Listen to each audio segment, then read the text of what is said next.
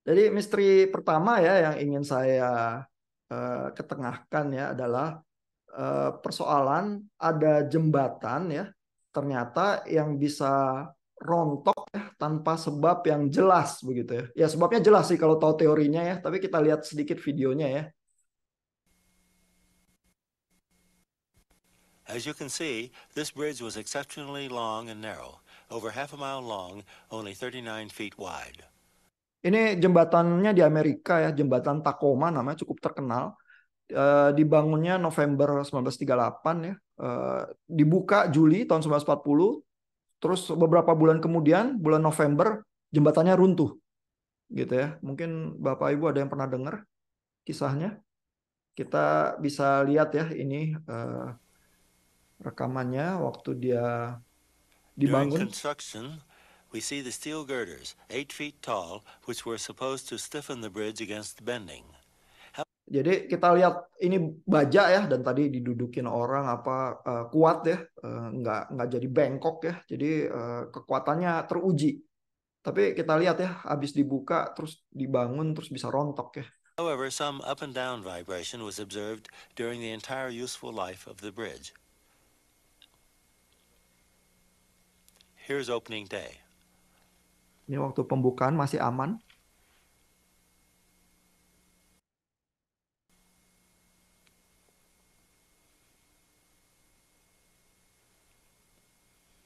Nah ini November 1940 ya, mulai ada vibrasi itu. Jadi jembatannya goyang. On November 7th, the bridge suddenly went into a twisting motion. The wind speed was a steady 42 miles per hour. This was enough to keep the bridge oscillating in one of its natural modes of vibration. Nah itu sebenarnya tadi ada penjelasannya ya, misterinya kenapa jembatan ini bisa begini ya. Anginnya konstan sih 42 miles per detik ya. Terus tapi apa jembatannya itu bisa melengkung seperti ini ya, dan tiba-tiba berosilasi begitu ya. Dan osilasinya ini bukannya mereda ya. Bapak Ibu bayangkan ini baja begitu ya, yang panjang membentang gitu ya, terus berosilasinya makin lama makin besar ya. With a period of 5 seconds.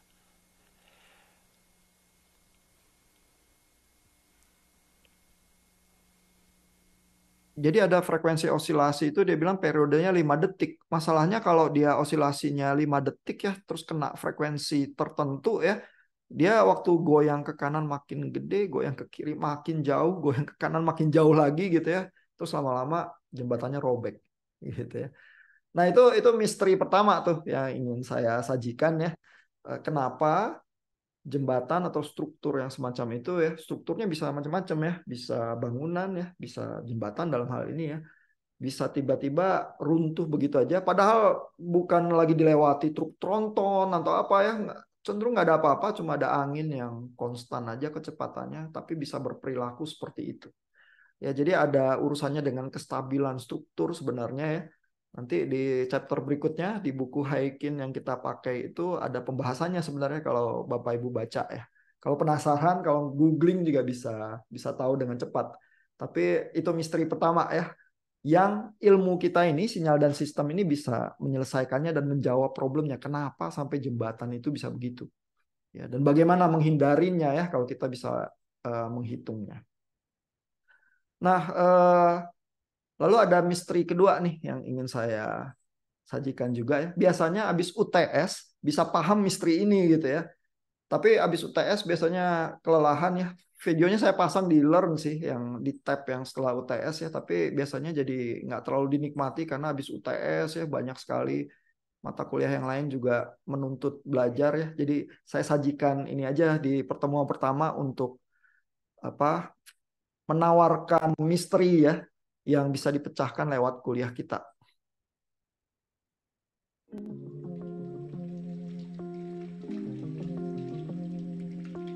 Ben Underwood is blind. Both eyes were removed when he was 3, leaving Ini anak ini namanya Ben Underwood ya. dia menderita kanker waktu kecil sehingga penglihatannya hilang ya, matanya rusak, terus dia jadi buta begitu ya. him with no vision at all. So how on earth does Ben do this? And this? And even this? I don't think I've ever come across somebody like Ben. He was quite unique. Ben lost his eyes to cancer, but unbelievably, he's taught himself to see with sound. Jadi dia buta tapi dia bisa melihat, cuma dengan suara ya. Itu istilahnya echolocation ya. Kita coba lihat gimana cara dia melakukannya ya. If he chooses to go out there and ride that bicycle, let him ride the bicycle. It's got to be very smart. Somewhere in there, it's a little genius going on. I don't consider myself blind. Ain't nothing wrong with me. Ben has no guide dog and never uses a white cane.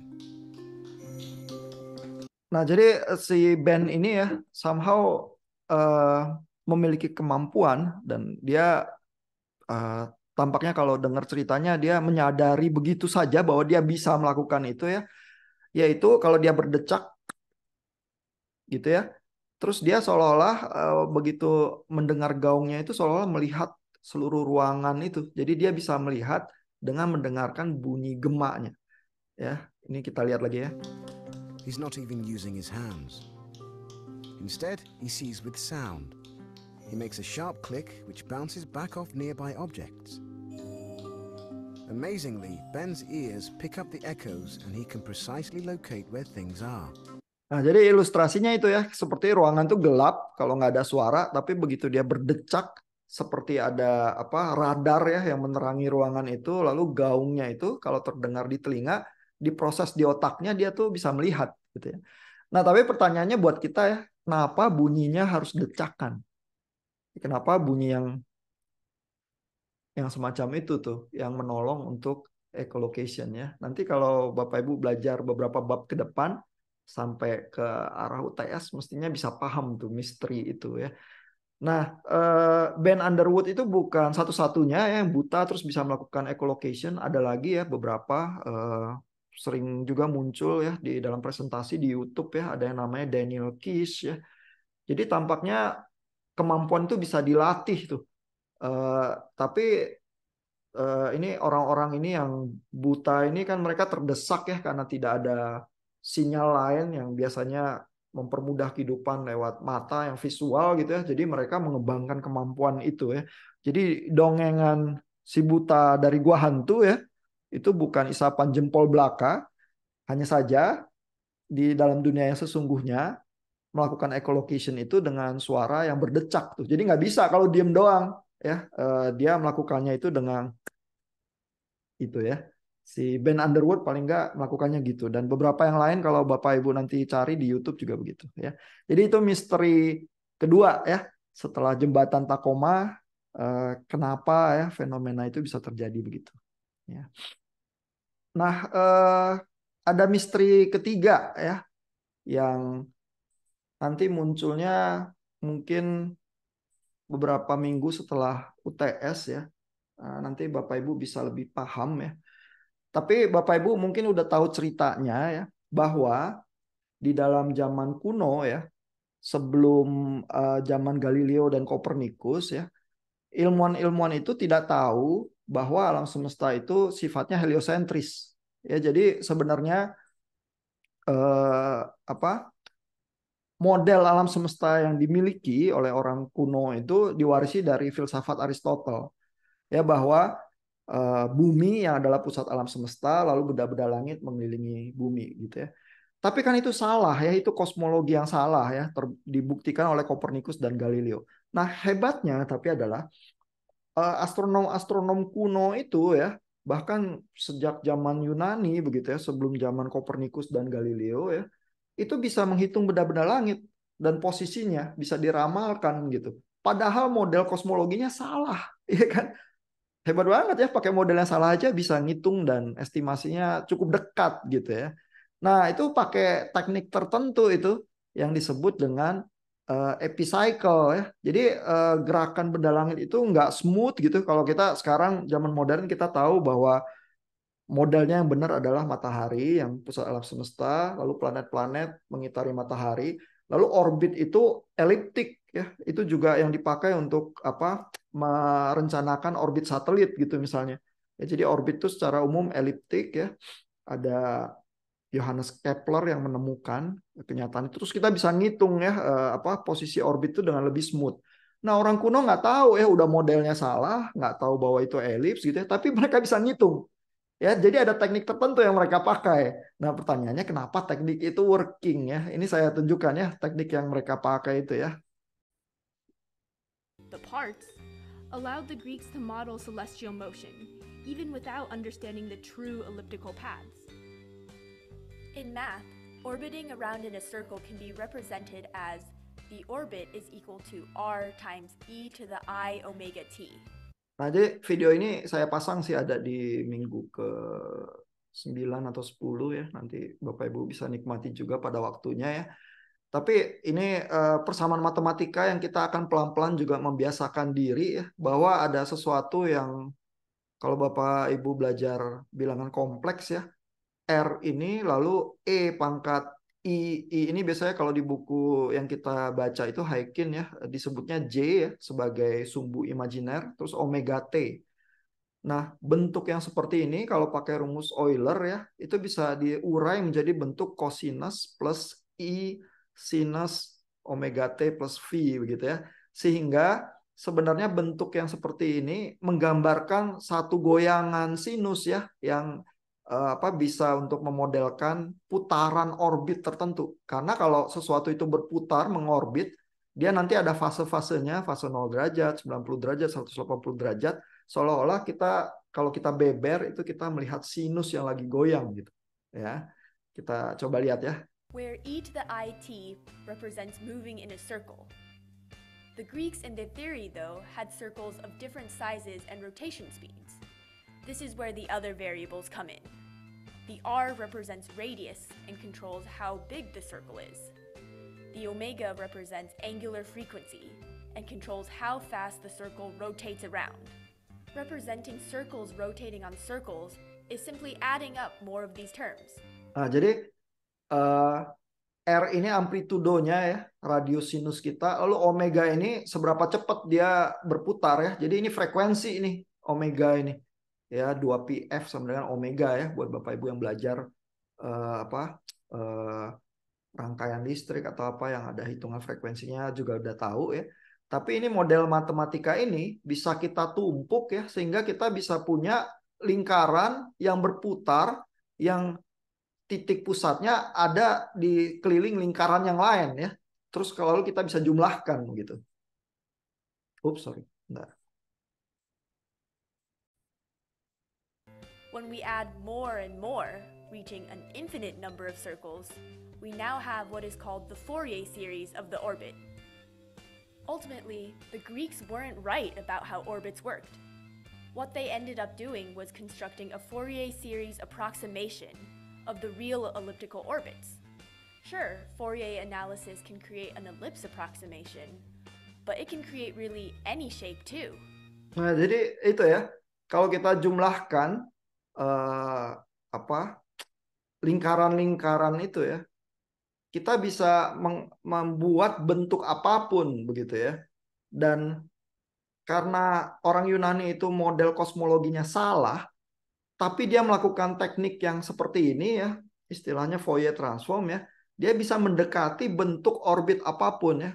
Orbit yang benar itu elips, terus modelnya matahari yang di pusat, tapi kalaupun dia salah ya, dia pikir bumi yang di pusat alam semesta, terus dia nggak tahu bahwa itu putarannya elips, dengan menjumlahkan lingkaran-lingkaran sinusoid itu, dia tiba-tiba bisa mendekati orbit yang dia lihat di langit itu ya, walaupun gerakan setiap lingkarannya ini seperti agak keotik ya. Ini kalau kita lihat. Tapi kita bisa buat penjumlahan lingkaran-lingkaran itu menggambarkan Homer Simpson gitu misalnya ya. Videonya nanti Bapak Ibu bisa nikmati ya. Tapi pertanyaannya adalah kenapa bisa begitu ya? Kenapa kosmologi kuno itu walaupun salah modelnya, terus nggak tahu bahwa orbit itu elips begitu ya, ternyata bisa ya melakukan perhitungan itu dan cukup mendekati ya. Sehingga ya waktu kalau Bapak Ibu baca sejarah ya, Kopernikus itu waktu tulis buku ya, dia tuh menulisnya adalah dia tahu cara menghitung benda-benda langit dengan lebih mudah. Jadi dia rubah kosmologinya.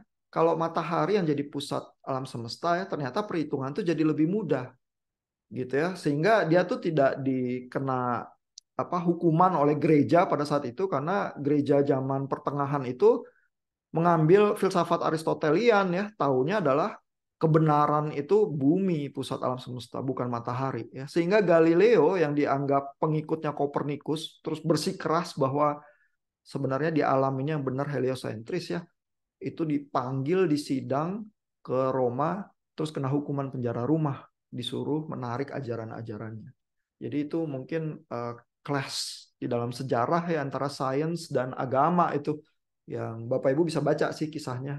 Banyak ya analisis-analisisnya ya, apa yang terjadi dengan kasus Galileo itu dari historian zaman sekarang gitu ya. Tapi mathematically orang kuno udah bisa tuh menghitung benda-benda langit. Cuma dengan pendekatan tertentu itu yang kita akan belajar di chapter 3 dan 4 ya. Misterinya adalah kenapa bisa begitu. Ya. Itu misteri nomor 3. Nah, sejauh ini ada pertanyaan atau komentar nggak Bapak Ibu? Dan apakah bisa menduga ya kenapa kuliah kita ini bisa menjawab misteri-misteri itu? Ada dugaan atau pertanyaan? Silakan Bapak Ibu kalau ada.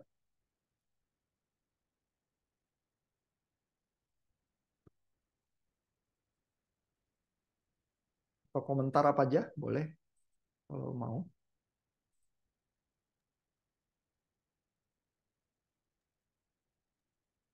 Ya Pak, saya izin berkomentar sedikit Pak. Ya Pak. Tapi saya tertarik tadi sama yang tunanetra tadi yang bisa echolocation tadi Pak. Ini mungkin pikiran saya aja kali ya. Mungkin nggak semua suara itu bisa mantul gitu Pak. Jadi kenapa tadi kan pertanyaan kenapa suara mengecak gitu ya? Mungkin nggak semua suara bisa mantul gitu Pak.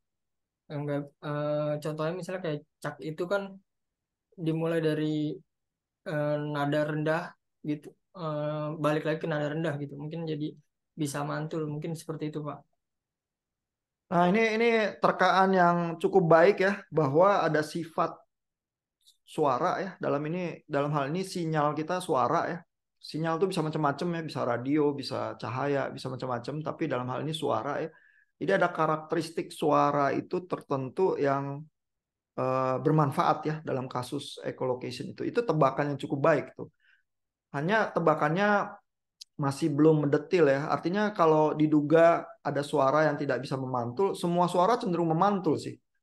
Tergantung permukaan yang memantulkan itu. Jadi satu-satunya atau cara yang biasanya ditempuh engineer audio ya supaya suara itu nggak memantul ya adalah membuat tembok itu diselimuti bantalan. Jadi kalau Bapak Ibu masuk ke studio musik ya, supaya suara alat musik itu nggak mantul ke sana kemari ya, temboknya itu dikasih peredam, bantalan kain gitu, busa atau kayu juga bagus ya. Kalau Bapak Ibu masuk ke ruang-ruang buat orkestra ya, biasanya dindingnya tuh kayu. Karena kalau tembok dia mantulin suara tuh langsung kalau tembok gitu ya. Jadi kebanyakan permukaan itu memantulkan sih. Artinya kalau kita nggak desain secara khusus ya, itu istilahnya anechoic chamber ya, chamber yang tidak punya echo ya, tidak punya pantulan ya, maka biasanya seluruh benda itu memantulkan. Makanya si Ben Underwood itu bisa melihat kebanyakan benda. Ya. Jadi memang benar karakteristik decakan itu penting ya.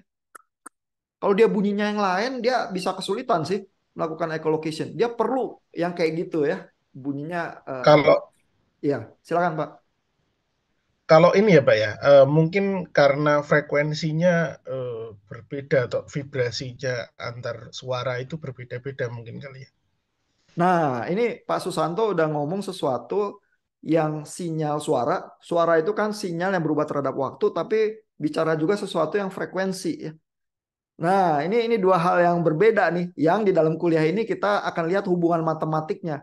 Bagaimana sinyal suara fisik yang berubah terhadap waktu itu bisa berubah menjadi frekuensi. Betul, sinyal decakan itu ya punya karakteristik frekuensi tertentu, tapi bukan cuma sekedar frekuensi yang berbeda saja ya. Karena kalau saya main piano ya, ini kedengeran nggak ya suara pianonya? Kedengeran kah? Oh enggak. Oh sebentar. Ini kalau saya share ya. Apa ini kedengeran suara pianonya? Oh, oke oke. Iya, kedengeran, Pak. Nah ini kan sebenarnya kalau saya pindah nada misalnya, itu apa? Udah nada frekuensi yang berbeda ya. Tapi kalau saya mainin piano gitu, terus saya berusaha melakukan echolocation tuh nggak bisa tuh. Ya, walaupun frekuensinya berbeda gitu. Jadi bukan cuma sekedar berbeda tuh, ada sesuatu yang khusus lagi tuh dari decakan tuh. Nanti lama-lama kalau kita ikuti kuliah ini, mungkin Bapak Ibu kapan-kapan jadi tahu sih. Oh ya, memang mesti berdecak gitu.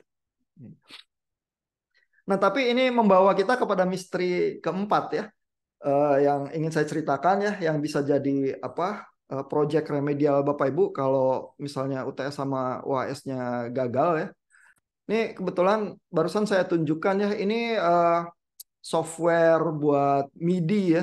Ini softwarenya gratisan, waveform free, nama softwarenya ini sebelah kiri atas ini ya. Nah, software MIDI ini bisa dihubungkan dengan MIDI controller. Saya kebetulan punya keyboard kecil murah ya, bisa dicolok USB ke komputer saya ini. Terus program MIDI ini kalau diisi dengan plugins suara-suara piano yang bermacam-macam ya.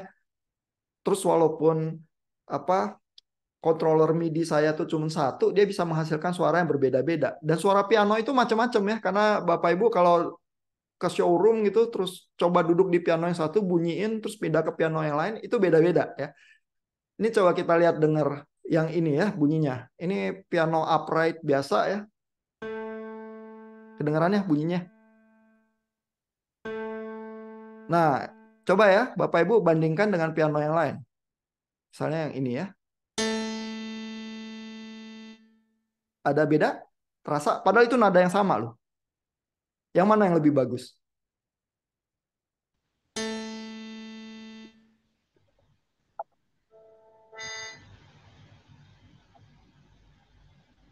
Coba saya mainin yang ketiga ya.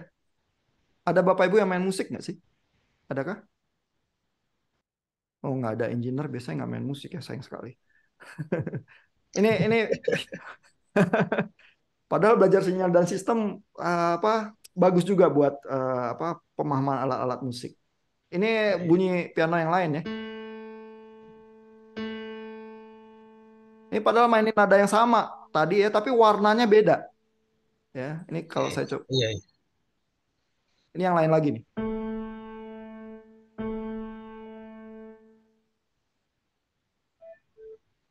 Ini yang lain lagi. Nah, yang bagus yang mana menurut Bapak Ibu? Menurut saya Pak, Iya. nomor 2 itu suaranya terlalu nyaring. Oh, nomor 2 ya. Iya. Saya hampir nggak tahu bedanya antara nomor 1 dan nomor 3. Soalnya suaranya nggak terlalu nyaring dan tidak terlalu mendem kayak nomor 4. Oh, kita coba aja. Ini nomor 1. Ini saya selalu bunyiin nada A. A itu 440 Hz ya. Rada standar. Ini nomor 3.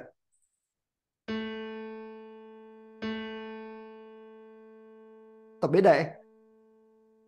Bagus mana? 1 atau 3? Kalau menurut saya 3 Pak. Oh 3 lebih bagus. Kenapa?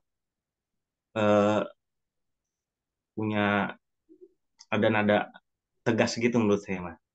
Oh lebih terasa, lebih tegas. Nah ini ya, jadi kalau kita alat musik ya, kayak Bapak tadi bilang, yang kedua ini katanya terlalu garing. Ya. Tapi kan kita mendeskripsikan suara-suara itu jadinya ini ya, kayak makanan atau kerupuk ya. Atau kayak orang gitu ya. Oh itu suaranya tegas. Oh ini suaranya garing gitu ya. Terus atau oh ini suaranya mendem ya, kayak kerupuk yang masuk angin gitu misalnya ya. Nah, tapi kan itu semua sinyal ya, suara ya. Kalau kita apa deskripsinya itu pakai sifat-sifat ya, itu rada susah ya. Nah, kalau kita tangkep suaranya, terus kita tunjukkan karakternya ya. Ini kan getarannya nih saya bisa simpen nih jadi WAV gitu ya. Terus kalau dianalisis ya, apakah kita bisa membedakan suara piano yang bagus dari yang terlalu garing gitu misalnya. Ya karena menurut Pak Abdul Rahman tadi yang ini garing nih, nggak enak nih suaranya. Ya, yang ini masih mending. Ini yang pertama. Nah, ini masih mending katanya. Terus yang ketiganya yang paling bagus. Ya, tapi bagus itu kenapa? Itu juga perlu dijelaskan ya, bagus itu kenapa gitu ya. Nah, itu tugas misteri keempat. Ya, jadi kalau Bapak Ibu jeblok ya, UTS sama UAS-nya ya, nanti suara-suara piano yang berbeda-beda itu ya saya taruh di Learn ya. Terus Bapak Ibu bisa download ya. Terus Bapak Ibu bisa analisis ya pakai software.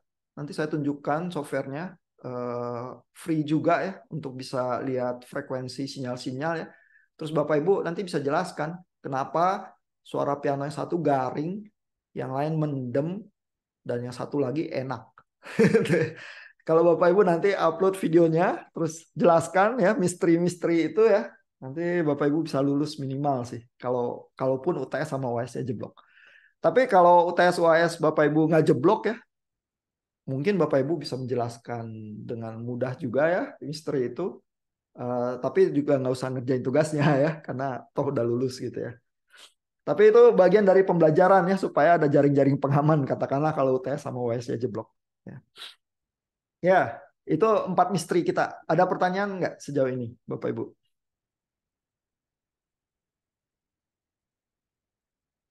Atau komentar? Pak, maaf Ya. saya mau nanya lagi. Untuk video itu kan ada 4 ya Pak, 1 semester ini. 2 Iya. sebelum UTS dan 2 setelah UTS. Iya. Itu untuk deadline-nya kapan ya Pak? Oh, itu di minggu yang ada tulisan itu Bu, di Learn itu, TXTC-nya itu. Jadi kalau melihat ke ini ya, minggu keempat ini ada TXTC, ini Tech Teach video nih. Di sini ada deadline. Terus minggu ke-6 lalu nanti kan UTS ya. Jadi ini tuh untuk persiapan UTS sebenarnya. Terus nanti ada minggu ke-12 sama minggu ke-15 kalau saya nggak salah. Karena habis itu ini untuk mungkin minggu tunggu. Nanti saya coba lihat ya. Taruhnya strategis di mana, apakah di 10 atau 13 kali ya. Karena minggu ke-15 ini biasanya buat latihan soal-soal UAS ya, terus minggu ke-15-nya UAS. Sebelum UTS juga minggu ke-7 ini latihan soal-soal UTS nih. Di tab yang ini ada soal-soal UTS tahun lalu ya, supaya Bapak Ibu bisa belajar ya. Terus ada video-video diskusi solusi soalnya ya. Lalu ini ada arsip soal-soalnya nih. Lalu ada video-video teman-teman angkatan yang lalu ini diskusikan jawaban-jawaban soal UTS juga. Jadi Bapak Ibu akan punya banyak contoh-contoh ya soal. Tapi soal open book itu variasinya nyaris tak terhingga ya, sehingga soalnya pasti baru nih nanti UTS itu. Tapi kalau Bapak Ibu paham UTS yang tahun-tahun lalu atau UAS-nya ya, mestinya paham juga prinsipnya untuk menyelesaikan soal yang model-modelnya sama seperti itu gitu. Ya. Nah, taktis videonya deadline-nya adalah di yang ada kode TXTC itu. Karena di minggu yang itu udah melewati berbagai materi yang bisa dibuat jadi taktis video itu udah paham gitu ya, terus bisa coba diramu untuk disubmit sih. Terima kasih Pak. Ya Bu. Ada pertanyaan lagi atau komentar? Nah, mudah-mudahan kalau kita jalani ya semester ini sampai akhir, terus 4 misteri itu Bapak Ibu nanti menemukan jawabannya masing-masing ya. Terus kalau berhadapan lagi dengan misteri-misteri itu nanti bisa dengan mudah, oh itu mah gampang itu fenomena itu jelasinnya gitu ya. Karena udah ingat pernah memikirkan misterinya ya. Mudah-mudahan paling tidak itu ya.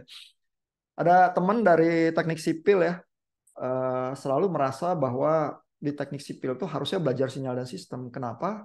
Karena itu tadi implikasinya bisa ada jembatan yang rontok gitu ya, dan jembatan zaman sekarang dan bangunan tuh dipasangi sensor sehingga getarannya itu bisa ada datanya, terus kita bisa analisis. Tapi yang menganalisis biasanya orang elektro tuh, karena orang elektro yang belajar sinyal dan sistem gitu ya, yang paham ya itu sinyal mestinya diapain gitu. Nah kalau orang teknik sipil biasanya udah sangat sibuk dengan materialnya begitu ya, testing kekuatan dan lain sebagainya. Jadi biasanya di kuliahnya itu nggak ada kandungan di mana harus belajar sinyal sistem. Padahal belajar sinyal sistem biasanya terjadinya waktu di kelas ini. Kalau di berusaha baca bukunya sendiri biasanya cukup sulit ya untuk memahami hal-hal yang abstrak dan matematis itu sih. Jadi ini kesempatan nih untuk kita memahami misteri-misteri dunia itu. Pak Susanto, silakan Pak. Terima kasih Pak Ihan. Jadi mungkin ini saya hanya mau bertanya juga. Ada hubungannya dengan orang teknik sipil tadi, cuman ini bukan di dunia teknik sipil. Kebetulan saya bekerja di banyak berhubungan dengan mesin ya Pak ya. Gitu. Jadi kalau di mesin itu ada biasanya kita bilang condition monitoring itu pakai vibrasi juga. Berarti sebenarnya ilmu ini juga bisa dipakai untuk condition monitoring seperti itu ya Pak ya? Sebenarnya bisa ya. Jadi kalau kita tahu bunyi mesin, kapan dia bunyinya nggak menguntungkan, terus kondisinya perlu di maintenance dan lain sebagainya. Terus kita punya polanya begitu ya, itu bisa. Ya apalagi zaman sekarang kan ada AI ya. Nanti kalau Bapak Ibu belajar data analytics atau data science atau AI, jadi kalau kita punya pattern-pattern data sebelumnya kapan mesin itu rusak ya dan perlu maintenance hanya lewat suara ya, itu data suaranya bisa dilempar ke AI, terus AI-nya bisa bilang ini nih perlu maintenance gitu ya. Bahkan aplikasi-aplikasi yang lebih futuristik juga banyak ya, misalnya ya HP kita itu kan hampir selalu kita kantongin ya dan ikut bergerak bersama tubuh kita gitu ya. Padahal di dalam HP kita itu ada akselerometer, ada ini, makanya kita bisa main game kan, digoyang gitu HP kita merasakan goyangan kita juga gitu ya. Nah, lalu kalau ada penyakit tertentu ya, misalnya Parkinson ya, mengganggu gerakan motorik seseorang gitu ya, terus bisa terbaca polanya dari goyangan HP gitu ya. Kalau sinyal itu diambil datanya ya, terus kalau ada semacam early warning ya, peringatan dini ya buat orang-orang yang pola gerakannya itu mirip ya sama simptom penyakit tertentu ya. Nah, dia bisa dapat perawatan yang lebih dini sehingga kualitas hidupnya lebih baik begitu ya. Jadi banyak itu aplikasi-aplikasi yang zaman sekarang terbuka gara-gara AI. Nah, seringnya sinyal-sinyal itu ya, jadi dari sensor atau suara atau apa ya, atau temperatur, mereka kan mengeluarkan besaran fisik yang diukur itu berubah terhadap waktu. Nah, waktu mau kita proses, kita perlu punya pemahaman sinyal sistem itu tuh. Kalau nggak kita cuma lihat sinyal goyang-goyang terus mau apa gitu ya. Jadi ini mata kuliah kuncinya sih salah satunya. Siap. Terima kasih banyak, Pak. Ya, Pak. Nah, ya, mungkin saya ambil waktu sedikit masuk ke chapter 1 ya, memperkenalkan ya materi kita sedikit ya. Ini kalau Bapak Ibu lihat chapter 1 kita, saya matiin MIDI saya dulu. Nah, chapter 1-nya tersedia di Learn ya, Bapak Ibu bisa download dan bisa baca-baca, terus bisa juga lihat video-video dari tahun-tahun sebelumnya yang mendiskusikannya ya. Ini saya share screen ya. Jadi ini bagian introduction dari buku Haikin yang kita pakai ya. Covernya saya pasang di grup WA kita juga sebagai thumbnailnya ya. Jadi kalau Bapak Ibu kebetulan ke kampus ya, di perpustakaan UPH ada beberapa eksemplar buku itu. Kalau males baca di monitor, pinjem aja, bawa pulang buat dibaca ya. Kalau dibeli, saya lihat di Topet ada juga sih, harganya mungkin beberapa ratus ribu ya, jadi terjangkau juga kalau mau buat dikoleksi ya. Nah, jadi dari misteri-misteri yang kita bicarakan ya, kita udah bisa bilang, oh, kita bicara soal sinyal tadi ya. Nah, tapi sinyal itu apa?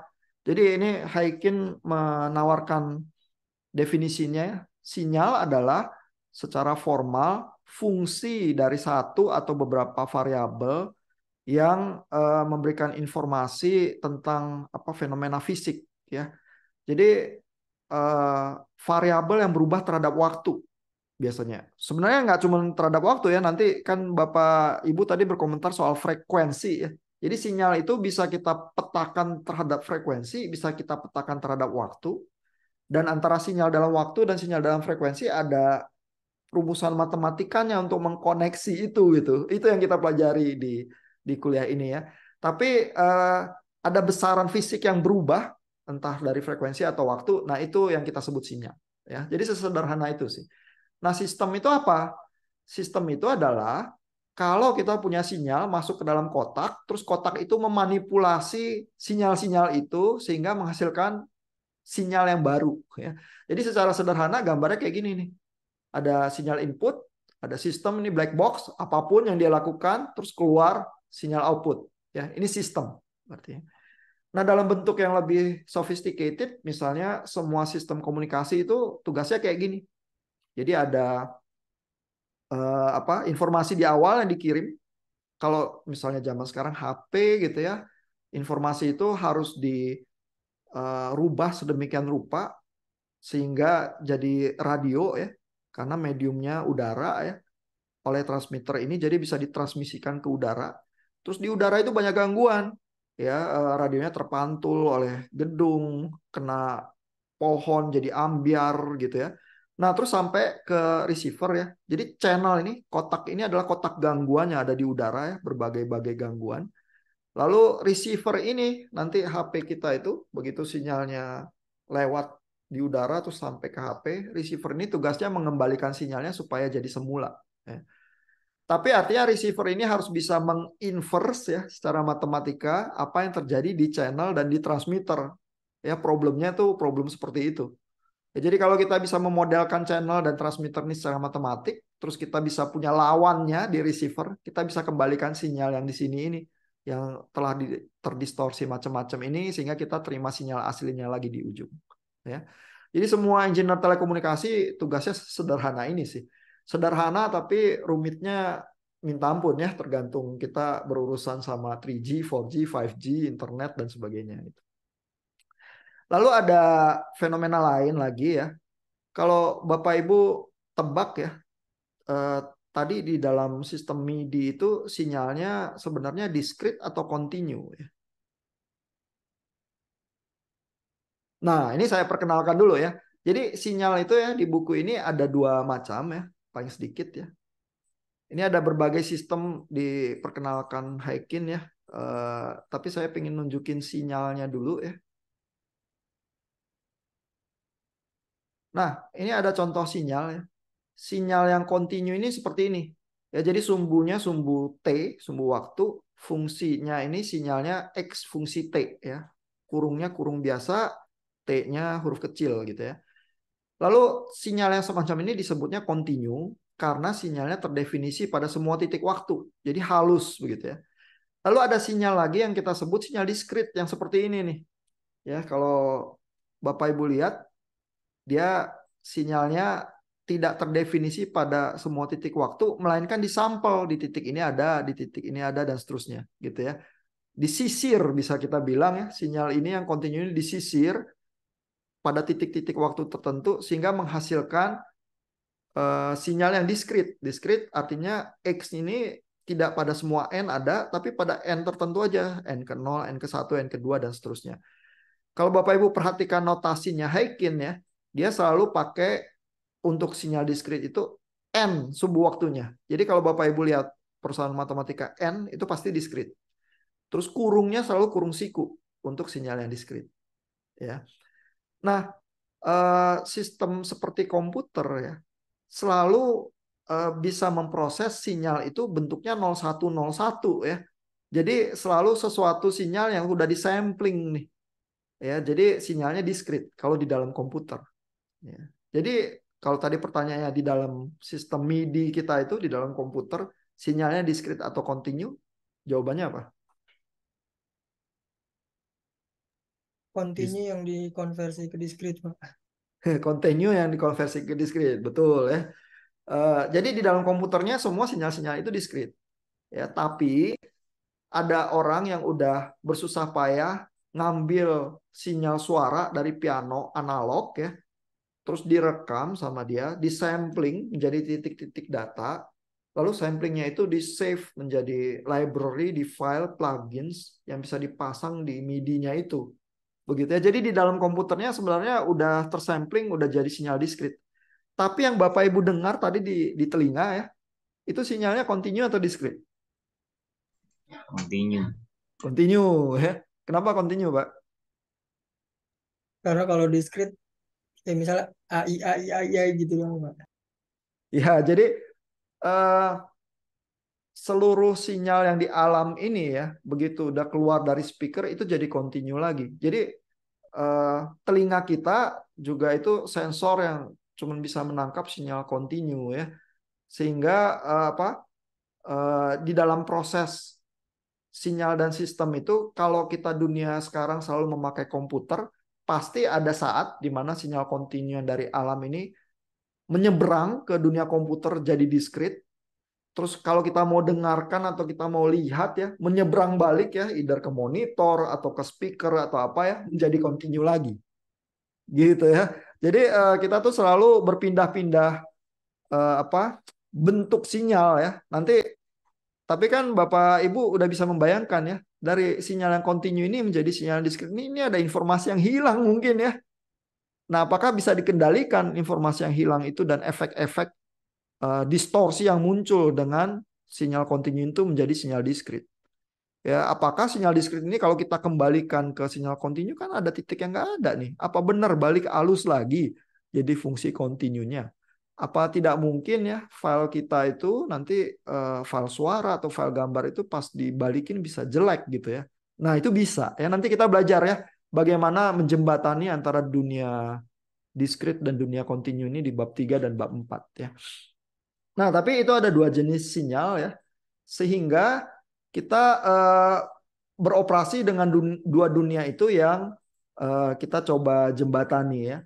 Nah, bagaimana merubah sinyal continue menjadi sinyal diskrit ya? Di sini secara singkat Haikin juga menjelaskan ya. Ini ada berbagai macam sistem. Saya ngincer yang di awal di introduction itu tadi ya. Nah, ini ya. Jadi Haikin tuh bilang di dalam digital communication system, sinyal yang analog itu berubah jadi sinyal digital. Prosesnya apa yang terjadi? Harus terjadi sampling.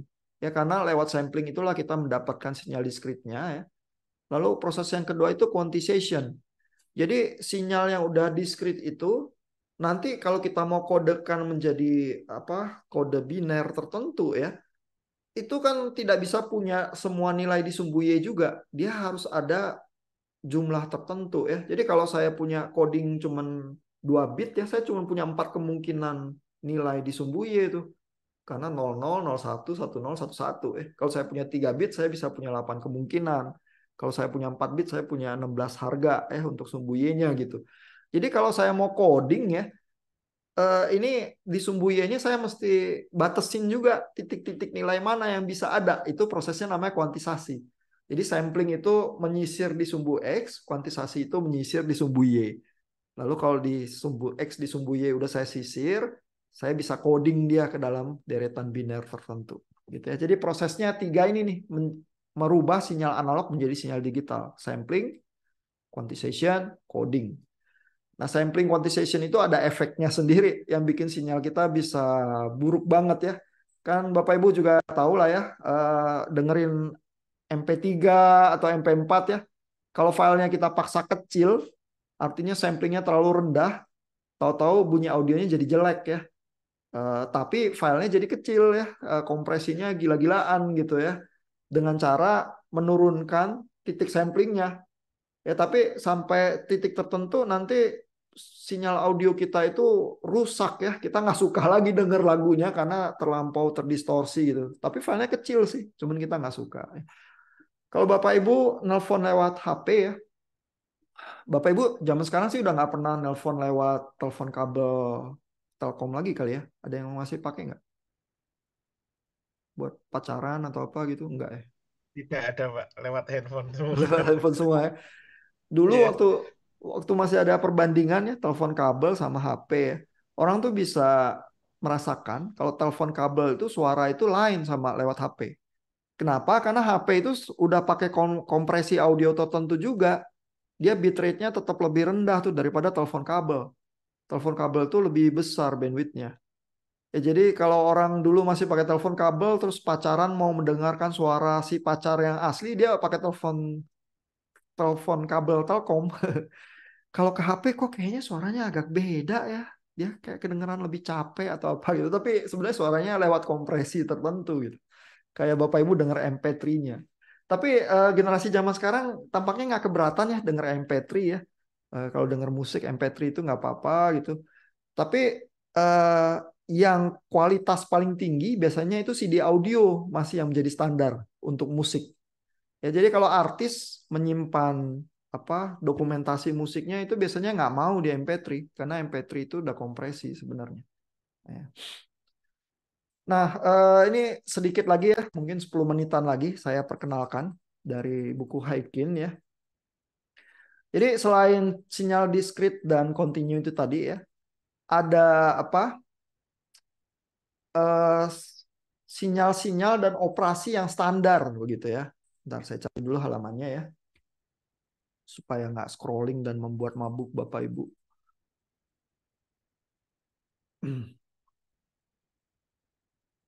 Nah, jadi ini kita berkenalan sedikit dengan operasi standar buat sinyal ya. Jadi sinyal itu bisa diapain aja sih? Sinyal itu bisa dijumlahkan, dikalikan, ini standar lah ya. Selama sistem kita linear, sinyalnya bisa kita kalikan dan jumlahkan dengan cukup nyaman gitu ya.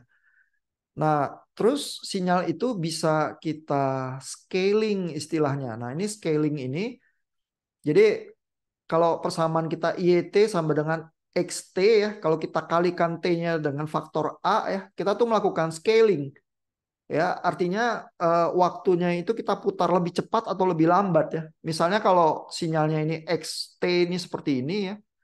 Kalau kita T-nya kita kalikan 2, maka sinyalnya itu jadi sempit. Artinya waktunya kita percepat ya, sehingga sinyalnya itu menyempit ya, melewati waktu yang sama itu dengan lebih cepat begitu ya. Nah, Bapak Ibu bisa bayangkan kalau kaset diputar lebih cepat, nadanya kedengaran lebih tinggi atau lebih rendah?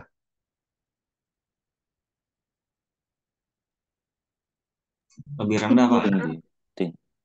Oh, ini ada 2 pendapat. Ada yang bilang lebih tinggi, ada yang bilang lebih rendah. Kita di dunia demokrasi, kita harus hormati semua pendapat. Tapi cuma salah satu yang benar. Nah, itu nadanya tuh akan lebih tinggi ya. Tapi kenapa jadi lebih tinggi? Itu nanti kita pahamnya juga mungkin di bab 3, bab 4 ya. Karena ini waktu kita lihat cuman sinyalnya jadi lebih mampat. Tapi relasi kepada frekuensi seperti apa nanti kita lihatnya di bab yang selanjutnya ya. At least saat ini kita lihat kalau dia dikali faktor yang lebih besar dari 1, dia lebih mampat. Kalau dikali faktor setengah misalnya dia lebih longgar gitu ya karena waktu itu berjalan lebih lambat. Nah, ini nada-nada jadi lebih rendah sih. Ya, tapi nanti kita pahamnya belakangan ya. Nah, ini operasi scaling ya. Lalu ada operasi yang lain yang disebut mirroring ya. Jadi kalau XT ini di mirror, T-nya kita minus ya, maka ini sinyalnya ini dicerminkan terhadap sumbu Y. Ya, jadi bagian-bagiannya negatif ini tadi di bawah 0 jadi di atas 0 karena T-nya kita minus ya. Lalu bagian-bagian yang positif ini yang tadinya di atas 0 jadi di bawah 0. Ya, nanti di bab-bab selanjutnya ada operasi standar sinyal sistem yang banyak memainkan intuisi sinyalnya itu di mirror gitu ya. Itu adalah T-nya di minus gitu ya. Lalu ada operasi basic yang lain yaitu sinyalnya itu di delay. Ya, jadi kalau tadinya di titik 0 muncul sinyalnya, ini sinyal kotak. Kalau kita mau delay 2 detik kemudian gitu ya, itu nulis matematikanya gimana? Ini T-nya kita minus 2. Kalau T-nya kita minus 2, artinya pada saat T sama dengan 2, nilai sinyal itu sama dengan X pada saat 0 ya. Karena kalau kita masukin T2 di sini, 2 kurang 2 kan X0. Ya, artinya X0 ini yang nilai 1 terjadinya di titik 2 sekarang. Ya, sehingga sinyal ini terdelay 2 detik. Nulisnya XT minus 2. Kalau XT minus 3, dia terdelay 3 detik ke kanan. Jadi ke kanan itu makin telat. Kalau kita mau majuin ke kiri sinyalnya 3 detik misalnya, ini jadi apa nih persamaannya?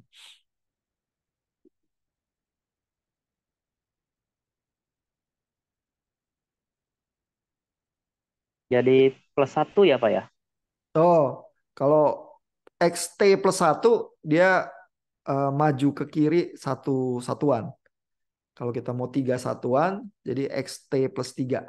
Ya, jadi kalau plus itu dia geser ke kiri, kalau minus dia geser ke kanan. Kalau belajar aljabar, intuisinya kalau mau gambar kurva juga kayak gitu sih. Kalau minus dia geser ke kanan, kalau plus dia geser ke kiri bagian T-nya. Ya. Nah, lalu ada operasi yang lain lagi ya, operasi gabungan ya.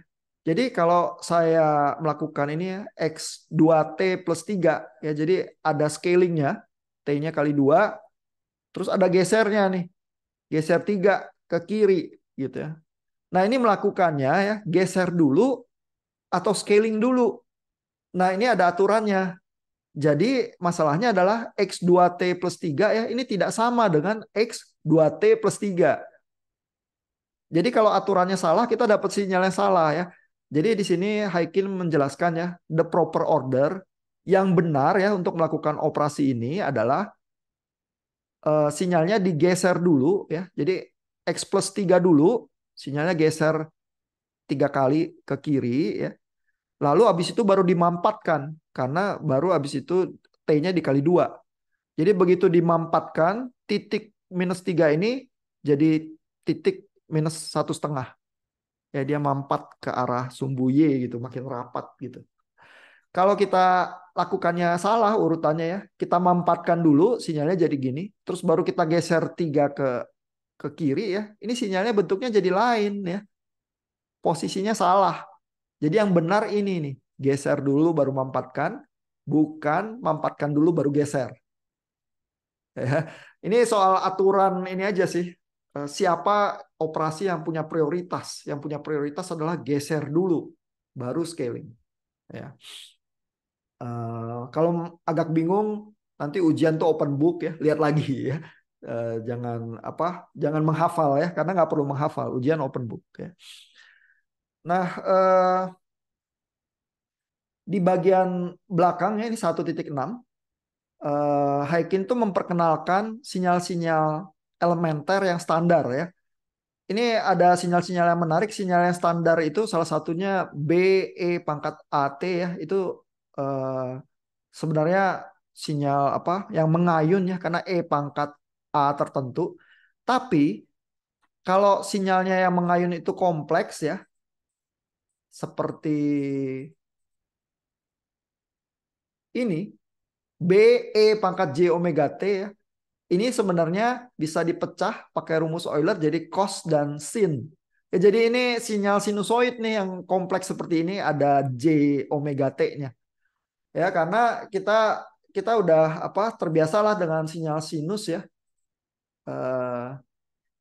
Sebentar, sinyal sinus itu gambarnya ini ya. Kalau sinyal sinusnya dibeber seperti ini terhadap waktu. Tapi kalau kita gambar dengan E pangkat J omega T itu, yang kita lihat sebenarnya bundaran kompleks itu tadi. Ya, jadi di sini juga ini ya, Haikin menggambarkan bundaran kompleksnya. Ini titik sudut 0 ya, V-nya 0, ini V-nya 45, ini 90 derajat, ini 180 derajat. Jadi kalau titik kita itu muter seperti ini ya, maka kita tuh seperti punya sinus yang mulainya di titik 0, lalu kalau ini putarannya ini naik ke atas, berarti sinus kita tuh naik ke atas ya, naik ke atas gitu. terus nanti turun lagi di titik tertentu, ini udah sampai sini ya. Lalu begitu dia lanjut lagi, ini turun ke bawah nih, titiknya nyambung ya, turun. Jadi dia nyambung ke bawah begitu ya, sehingga sampai 360 derajat ya. Ini gambarnya jelek ya. Tapi sebenarnya kalau kita lihat fasor bundaran ini, sebenarnya kita lihat sinus yang bergerak berputar dengan frekuensi tertentu. Itu tadi ya yang di video juga dijelaskan seperti itu. Ya, jadi jangan terkejut dan jadi takut dengan matematikanya. Matematika itu punya interpretasi fisik tertentu sih ya. Dan E pangkat J omega T itu interpretasinya sinusoid. Nah, sinyal lain yang penting ya adalah sinyal yang disebut ini step function. Ini UN ya. Kalau discrete dia bentuknya seperti ini ya, fungsi N. Lalu bentuk ini ya jadi penting karena banyak peralatan elektro itu kalau di switch di titik 0 tertentu dia jadi on. Gitu ya. Tapi sebelumnya dia off ya. Jadi sinyal ini sinyal basic juga nih banyak di sistem elektronika. Karena kalau kita nulis UN ini unit step, kita akan tahu bahwa oh di titik 0 dia jadi on 1 terus sampai seterusnya. N lebih besar sama dengan 0 nilainya 1 terus gitu ya. Kalau dia bentuknya continue, nulisnya kayak gini ya. UT sama dengan 1 kalau T lebih besar dari 0 sama dengan 0 kalau T lebih kecil dari 0. Jadi gitu, unit step itu duk nyala gitu terus jalan terus sampai tak hingga. Tapi dengan unit step semacam ini ya, saya bisa buat fungsi kotak misalnya. Dengan cara unit stepnya tadi yang di titik 0 itu saya geser sedikit ke kiri. Ya. Terus ada versi yang saya geser sedikit ke kanan. Terus yang X2T ini saya kurang dengan X1T. Ya, sehingga di titik minus 0,5 ini dia naik ke atas karena ada bagian yang ini. Lalu di titik 0,5 ini nanti dia di minus dengan ini dia turun ke bawah ya. Jadi dengan menjumlah-jumlahkan UT, saya bisa bikin fungsi kotak dengan berbagai-bagai lebar sinyal. Begitu ya. Jadi persamaan UT itu sangat menyenangkan, sangat disukai karena fungsi kotak itu basic ya buat sistem sinyal digital ya, karena kita punya nilai 0, nilai 1, fungsi kita tuh kotak-kotak gitu ya. Dan itu secara matematika bisa ditulis dengan persamaan-persamaan UT yang dijumlah-jumlahkan itu. Nah, lalu sinyal yang paling penting, karena Bapak Ibu tadi udah berkenalan dengan Ben Underwood ya, walaupun belum terlalu paham kepentingannya, adalah sinyal ini nih. Sinyal impulse function namanya, sinyal delta ya. Jadi kalau deltanya discrete, dia terdefinisi hanya pada titik 0, besarnya 1. Ya, jadi delta N sama dengan 1 pada saat N sama dengan 0. Ini jadi kayak decakannya. 1 kali itu 1 delta impulse ini. Pada saat titik yang lain, N-nya sama dengan 0. Ya. Nah, yang lebih tricky adalah sinyal yang kontinunya delta T. Ya, karena delta T itu bukan cuman di semua titik yang lain 0 ya, tapi pada saat titik 0, dia didefinisikannya besarnya tak hingga. Cuman besarnya tak hingga ini sebenarnya kalau kita integral ya, punya power 1 ya. Jadi ini makanya ditulisnya oleh Haykin ya strength-nya 1 nih. Ya, jadi kalau kita bayangkan ya bagaimana fungsi delta yang kontinu itu terjadi adalah kalau kita punya kotak luasannya 1 ya. Lalu kalau kotak yang lebih lebar ini luasannya 1, dia lebih ceper ya tapi lebih lebar. Terus yang kita lakukan adalah kita mampatkan kotaknya supaya mepet terus ke titik 0, gitu nempel di titik 0. Ya, sehingga pada saat luasan yang areanya 1 ini nempel di titik 0, sebenarnya amplitudenya tak hingga. Tapi walaupun amplitudenya tak hingga itu, kalau kita integral luasannya gitu ya, luasannya tetap 1. Ya, sehingga persamaan delta T ini, ada 2 ini nih sebagai definisinya. Delta T sama dengan 0 untuk semua titik T di luar 0. Tapi kalau kita integral dari minus tak hingga sampai tak hingga delta T dt, besarnya 1. Karena powernya 1. Ya, jadi sinyal yang dikeluarkan oleh Ben Underwood itu, kalau dia continue, nulisnya kayak gini. Itu ya. Kalau dia udah dideskritisasi dan masuk ke komputer, nulisnya kayak gini. Ya, delta N ini. Ya, dan ini sinyal ini akan punya implikasi penting Nanti di 2 minggu ke depan Bapak Ibu akan menyadari ya, karena kita akan bahas kenapa impulse function ini jadi penting.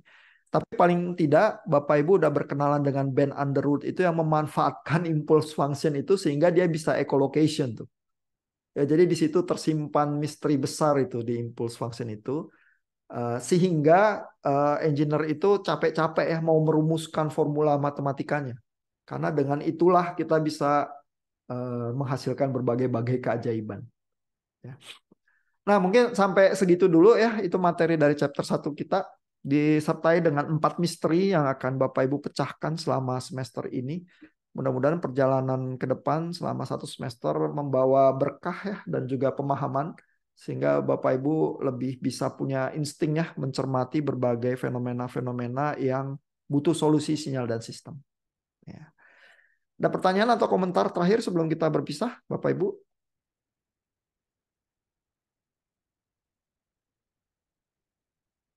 Kalau nggak ada, terima kasih ya. Ada pertanyaan, Pak Susanto? Enggak, Pak. Sudah cukup, Pak. Terima kasih. Oke, udah malam juga. Terima kasih untuk kesabarannya ya, untuk ketahanannya juga. Di minggu-minggu berikutnya, mudah-mudahan setiap kali kita ketemu sekitar 1 jam saja ya, atau 1 sampai lebih 15 menitan lah. Dan kita ketemunya mulai jam 7 minggu depan ya, karena udah nggak bentrok lagi sama mata kuliah liberal arts ya, jadi nggak terlalu malam ya.